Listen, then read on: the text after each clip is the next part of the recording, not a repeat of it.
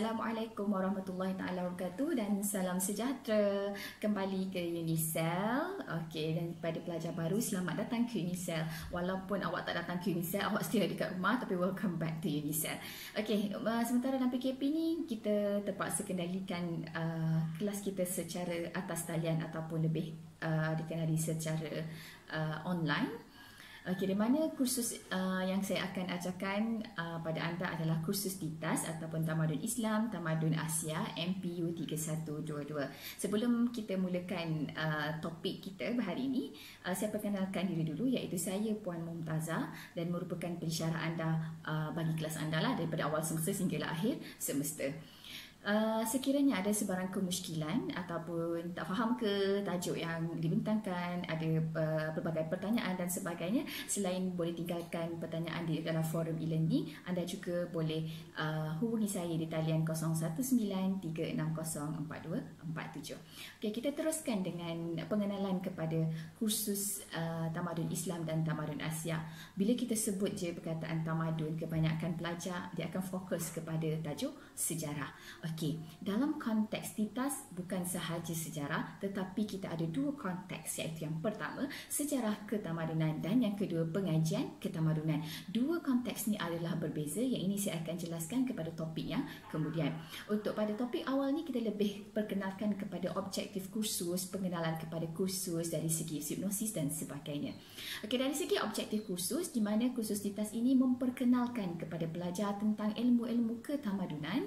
Okey, selain daripada itu, kita akan lihat interaksi antara tamadun sebagai salah satu contoh interaksi antara tamadun Islam dengan tamadun lain seperti tamadun India atau sebagainya. Kemudian kita akan lihat isu-isu contemporary yang melibatkan masalah dunia, negara dan sebagainya. Sebagai salah satu contoh isu semasa yang ada pada sekarang adalah berkaitan COVID-19.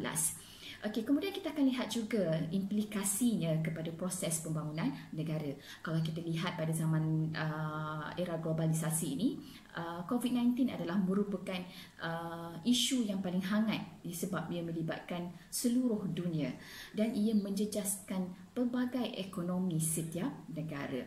Kenapa ia dikatakan sebagai salah satu isu ketamadunan? Sebab daripada hasil COVID-19 itu sendiri, maka akan hasillah penemuan baru.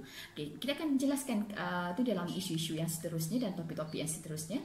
Okay, kemudian dari segi objektifnya adalah untuk melahirkan pelajar yang mempunyai sikap hormat, menghormati, mengamalkan nilai-nilai murni dan jati diri kebangsaan. Okey, dari segi hasil pembelajaran di akhir kursus ini, pelajar akan dapat, yang pertama, pelajar akan dapat menyenaraikan konsep-konsep utama tamadun Islam dan tamadun Asia, kemudian menerangkan kepentingan dan peranan agama dan budaya masing-masing dalam kehidupan. Setiap bangsa mempunyai budaya yang berbeza. Sebagai contohlah, orang Melayu sendiri pun mempunyai pelbagai etnik dan budaya yang berbeza. Dari segi etnik adalah Melayu, tetapi ada pecahannya, ada Banjar, ada Jawa, okey, ada daripada keturunan Bugis dan sebagainya, dan mempunyai budaya yang berbeza. Sebagai contohlah, kita tengok orang Melayu duduk di negeri Selangor dan seorang lagi orang Melayu tapi duduk kat negeri Kelantan. Orang Kelantan makan budu, orang Selangor tak makan budu, orang Melaka pula makan cencaluk. Nampak tak? Itu pun nampak satu budaya yang berbeza. Itu sebagai salah satu contohlah dari segi hubungan etniknya. Okey, kemudian kita lihat mengaplikasikan kemahiran komunikasi secara berkesan dalam penulisan dan lisan di peringkat individu, kumpulan dan masyarakat.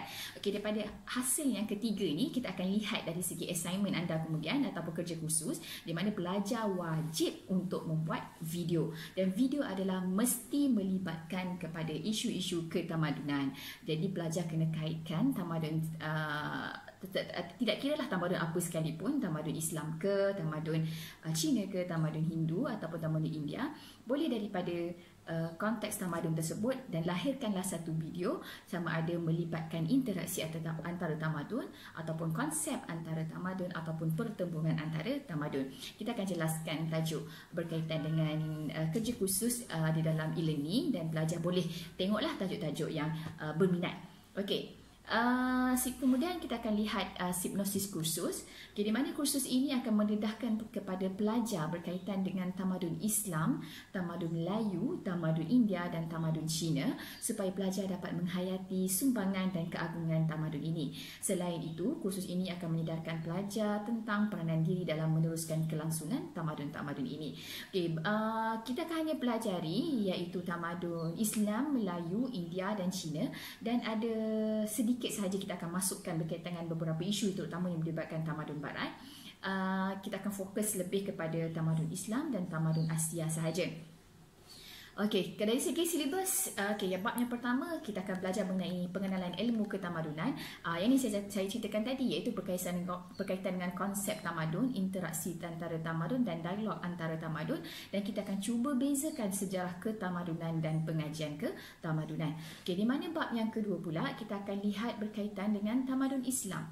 Secara umumnya kalau kita lihat pembangunan di Malaysia dan majoritinya adalah masyarakat Melayu, kita boleh kategorikan sebagai salah satu tamadun Melayu, tetapi berpaksikan kepada tamadun Islam, di mana Islam merupakan agama persekutuan yang telah diletakkan dalam Perlembagaan Persekutuan itu perkara 3, iaitu Islam adalah sebagai agama persekutuan. Walau bagaimanapun agama lain dibenarkan untuk mengamalkannya secara bebas dan harmoni. Okey, dalam konteks tamadun Islam, ini termasuklah tamadun yang lain juga, kita akan belajar berkaitan dengan pandangan semesta tamadun Islam. Kita akan lihat konsep-konsep asas dalam tamadun Islam dan kelahiran, perkembangan serta kemerosotan tamadun Islam. Dalam konteks tamadun ni, pelajar paling mudah untuk mengingat, di mana kita akan lihat dari segi kelahiran tamadun tersebut, kemudian keagungan tamadun tersebut atau perkembangan dia dan kemerosotan. 3 konteks utama ni dalam mana-mana tamadun mesti ada. Alright, yang seterusnya kita lihat bab yang ketiga iaitu tamadun Melayu. Okey, tamadun Melayu juga sama, kita akan belajar berkaitan konsep asas, pandangan semesta, pencapaian dan sebagainya. Terutama macam pelajar yang berbahasa Melayu, so lebih mudah untuk memahami tamadun Melayu, harapnya lah. Okey. Kemudian tamadun India, kita akan lihat dari konsep sama juga wilayah, masyarakat, pandangan semesta dan sebagainya. Di mana tamadun India ini juga berpaksikan kepada agama Hindu. Dari segi konteks sejarah, di mana agama Hindu merupakan agama yang tertua di dunia. Dalam tamadun India juga kita akan mempelajari kepelbagaian agama yang terdapat di dalam tamadun tersebut. Sama juga dalam tamadun Cina, di mana apa yang kita pelajari adalah perkara yang sama juga dari segi konteks tu tadi, iaitu yang pertama dari segi kelahiran dia, yang kedua dari segi perkembangan dan yang ketiga dari segi kemerosotan. Pada masa yang sama juga kita akan lihat dari segi kepelbagaian falsafah dan agama, sebab dalam tamadun Cina ni ada agama, pada masa yang sama dia ada falsafah, sebagai contohnya fahaman Confucianism dan Taoism. Kita akan jelaskan dalam bab kelima lah dalam tamadun Cina. Okey, kemudian kita akan lihat bab yang seterusnya, yang terakhir, iaitu berkaitan dengan isu-isu semasa dan cabaran masa hadapan. Ini kita akan lihat dunia berbilang tamadun, cabaran globalisasi dan pelbagai isu yang semasa yang melibatkan seluruh dunia. Okey, berkaitan dengan buku rujukan, pelajar boleh membuat rujukan. Okey, saya menggunakan rujukan utama iaitu yang ditulis oleh Dr. Ahmad Zaki Abdul Latif, Azam Hamzah dan Azhar Mat Arus, iaitu buku teks Tamadun Islam dan Tamadun Asia terbitan Oxford Fajar. Dan satu lagi, kalau pelajar nak mudah, pelajar boleh dapatkan buku Tamadun Islam dan Tamadun Asia keluaran Universiti Malaya. Okey. Penat juga membebel, tak ada siapa nak respon. Okey, nanti you all tolong respon sekiranya ada apa-apa kat dalam forum ya. Okey, seterusnya kita sambung berkaitan dengan penilaian pemarkahan pelajar. Kita lihat yang pertama adalah penilaian formatif, iaitu proposal video 10%.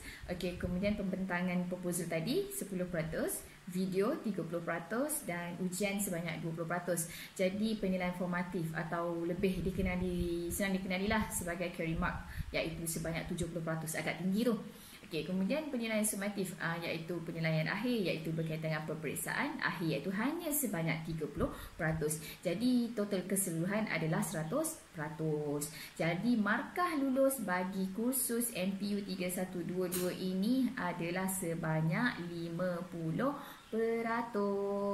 Okey, sekiranya 49, anda gagal. Okey, sekiranya dapat 50, lulus. Jadi silalah dapatkan lebih daripada 50%.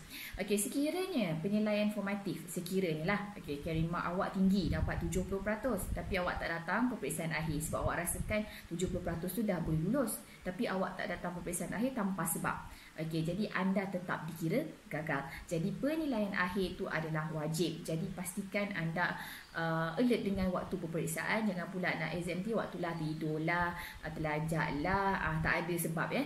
Dia melainkan sebab-sebab yang tertentu atau kecemasan, MC dan sebagainya, ada pertimbangan. Okey, jadi itu saja berkaitan dengan penilaian formatif untuk topik yang pertama kita pada hari ini. Sekiranya ada apa-apa persoalan, boleh tinggalkan dalam forum, ataupun pelajar boleh hubungi saya talian yang saya telah bagi tadi. Berkaitan dengan semua jenis kerja khusus yang akan letak dalam e-learning. So itu saja untuk kali ini.